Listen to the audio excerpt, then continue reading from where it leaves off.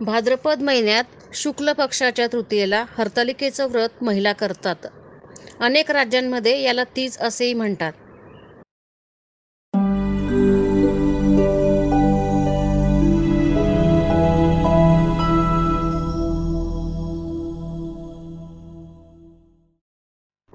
श्री स्वामी समर्थ.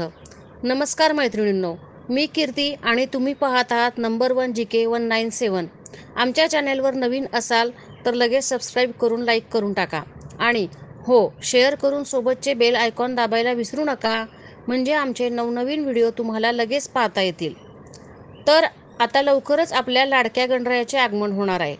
त्याच्या एक दिवस आधी भाद्रपद महिन्यात शुक्ल पक्षाच्या तृतीयेला हरतालिकेचं व्रत महिला करत असतात.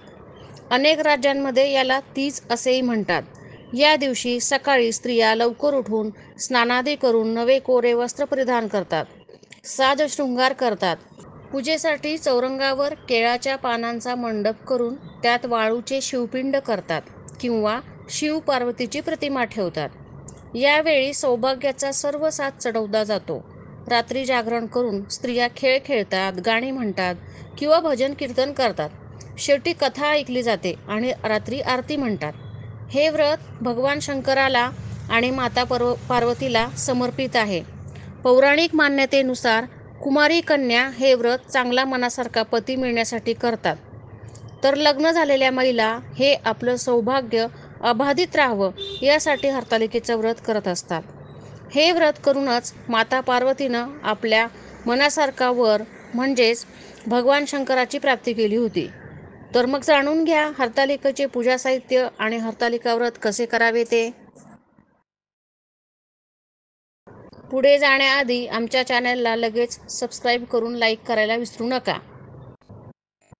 हरतालिकेच्या पूजेसाठी रेती, बेल पत्र, शमीपत्र, आंब्याची पानं, पांढरे फुलं, वस्त्र तसेच 16 प्रकारच्या पत्री म्हणजे 16 झाडांची 16 पानं, पूजेसाठी फुलं, तसंच सौभाग्याचं साहित्य म्हणजे बांगड्या, काजळ, कुंकू, श्रीफळ, कलश, चंदन, तूप, तेल, कापूर, साखर, दूध, मध, दही म्हणजे पंचामृत इत्यादी, चौरंग, रांगोळी, तांदूळ, पाण्याचा कलश, ताम्हण, पळी, पंचपात्र, तसराळं, आसन, निरांजन, शंख, घंटा, समई, कापूर आरती, हळदी कुंकू, अष्टगंध, गुलाल, बुक्का, चंदन, अक्षदा, उदबत्ती, कापूर, तुपाच्या व तेलाच्या वाती, अत्तरफाया, विड्याची पाने, सुपाऱ्या, बदाम, खारका, नारळ, फळे, खडीसाखर, गुळखोबरे, पंचामृत, कापसाचे वस्त्र, कोरे वस्त्र तसेच फणी, आरसा किंवा पूर्ण मक्याचे कणीस हे सुद्धा तिथे पूजेला वापरले जाते.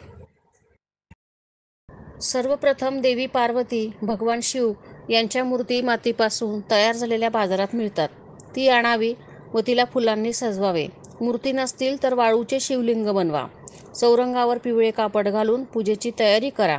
पिवळ्या कापडावर मूर्ती किंवा वाळूचे शिवलिंग असावे. त्यानंतर चौरंगावर उजव्या हाताला तांदळापासून अष्टकमल तयार करा आणि त्यावर कलश ठेवा. आता कलशवर स्वस्तिक बनवा आणि कलशमध्ये पाणी भरा आणि त्यात सुपारी, नाणे, हळद घाला. मूर्तीची विधिवत अभिषेक करावा आणि त्यानंतर देवी पार्वतीला सौभाग्याच्या वस्तू अर्पण कराव्यात. हरतालिका व्रतादरम्यान 16 शृंगाराचे विशेष महत्त्व मानले जाते. या दिवशी स्त्रिया हातावर मेहंदी लावतात, जी सौभाग्याची निशाणी मानली जाते. कुमारिकेने इच्छित व्रत करून मिळवण्यासाठी तर सुवासिनीने अखंड सौभाग्य लाभू दे अशी प्रार्थना करावी. दिवसभर कडक उपवास करावा. शक्य नसल्यास फलाहार करावा. पूजेत सौभाग्याचं लेणं देवी पार्वती गौरीला अर्पण करावं आणि देवीकडे आपल्या अखंड सौभाग्याची किंवा मुलांच्या रक्षणाचा आशीर्वाद मागावा. तर मैत्रिणींनो, कळले का तुम्हाला हरतालिकेचे व्रत कसे करतात ते? अशाच नवनवीन व्हिडिओसाठी आमच्या चॅनलला लगेच सबस्क्राईब करून लाईक करून टाका आणि शेअर करून सोबतचे बेल आयकॉन दाबायला विसरू नका, म्हणजे आमचे नवनवीन व्हिडिओ तुम्हाला लगेच पाहता येतील. पुन्हा भेटू अशाच माहितीपूर्ण नवीन भागात. तोपर्यंत नमस्कार. श्री स्वामी समर्थ.